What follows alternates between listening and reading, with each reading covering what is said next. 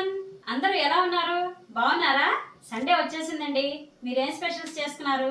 ఈరోజు నేనైతే మీరు అడిగిన పన్నీర్ దమ్ బిర్యానీ చేయబోతున్నాను. అది ఎలా చేయాలో మరి నేను చూపిస్తున్నాను. నా స్టైల్ అయితే నేను చేయబోతున్నాను. మీరు ఎలా చేస్తారో కామెంట్ చేయండి నాకు. మరి రండి చూద్దాం.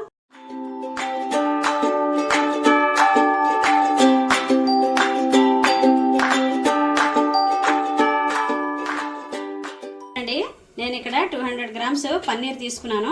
పన్నీర్ ఇలాగా చక్కగా క్యూబ్స్ లా కట్ చేసేసుకున్నాను. ఇప్పుడు మనం బిర్యానీ హోల్ గరం మసాలా మొత్తం వేసేద్దాము. చూడండి అల్లం వెల్లుల్లిపాయ పేస్ట్ వేసుకుంటున్నాను.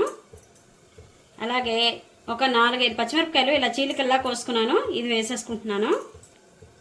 అలాగే ఒక గుప్పెడు జీడిపప్పు వేసుకుంటున్నాను. చూడండి ఒక 4 ఉల్లిపాయలు, పెద్ద ఉల్లిపాయలు తీసుకున్నాను. నేను చక్కగా ఇలాగా ఫ్రైడ్ ఆనియన్స్ చేసుకున్నాను. మొత్తం ఇలాగా బాగా వేగాయి అనమాట. ఇలాగా సగం వేసుకోండి. అలాగే ఒక గుప్పెడు, ఒక కట్ట కొత్తిమీర, అలాగే ఒక కట్ట పుదీనా నేను ఇలాగా శుభ్రంగా బాగు చేసుకొని కడుక్కొని పెట్టుకున్నాను అనమాట. ఇది ఇప్పుడు మనం హాఫే వేసుకుందాం. 1/2 టేబుల్ స్పూన్ పసుపు.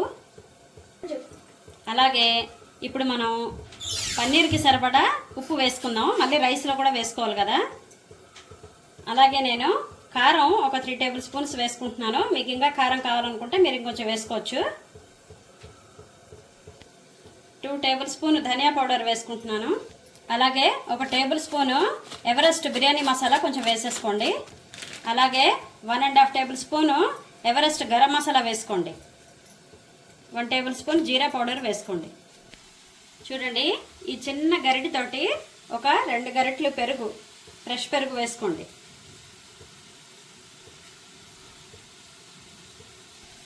ఒక చెక్క నిమ్మకాయ పిండేసుకోండి. అలాగే 2 టేబుల్ స్పూన్ నెయ్యి వేసుకోండి. చూడండి ఫ్రైడ్ ఆనియన్స్ చేసిన ఆయిల్ కొంచెం వేసుకుందాం. ఇప్పుడు ఇదంతా మనం చక్కగా కలిపేసుకుందాం.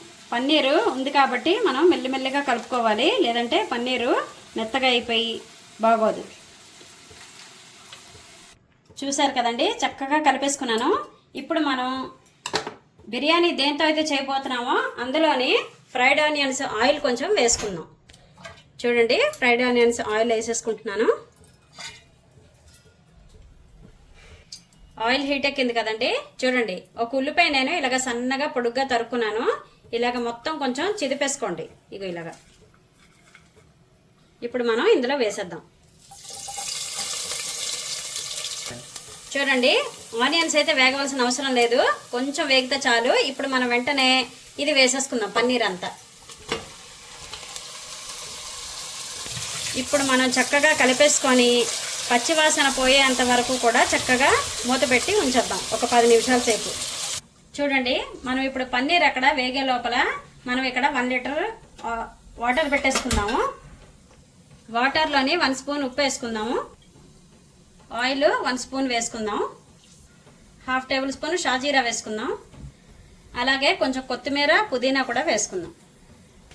వాటర్ బాయిల్ అయిపోయాయి కదండి. చూడండి నేను ఇక్కడ బాస్మతి రైస్ 1.5 గ్లాస్ తీసుకున్నాను.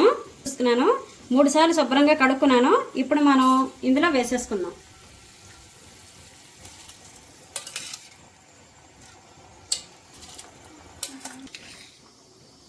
రైస్ వేసేసుకున్నాం కదండి. 80% ఉడకనిద్దాం మనం. చూడండి ఉడికొస్తుంది కదా. కొంచెం మనం ఇప్పుడు సగం నిమ్మ చెక్క వేసేసుకుందాం.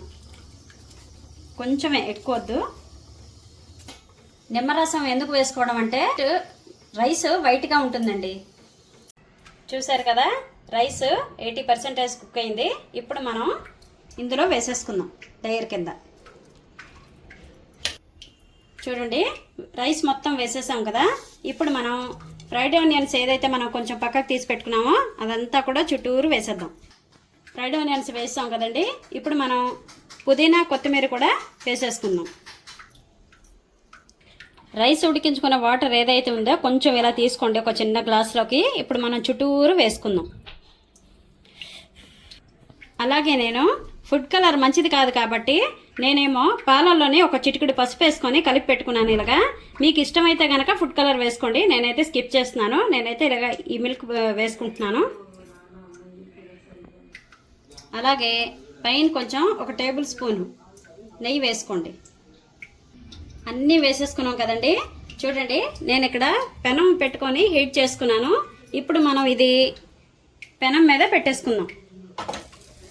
ఒక 5 మినిట్స్ హై ఫ్లేమ్లో పెట్టండి. అలాగే ఒక 10 మినిట్స్ లో ఫ్లేమ్లో పెట్టుకుందాం. చూడండి, బిర్యానీ అయితే రెడీ అయిపోయింది.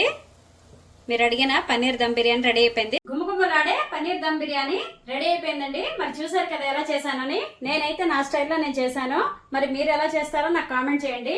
మరి ఈ వీడియో కనుక మీకు నచ్చినట్లయితే నా ఛానల్కి లైక్ చేయండి, షేర్ చేయండి, సబ్స్క్రైబ్ చేసుకోండి. ప్లీజ్ సపోర్ట్ చేయండి.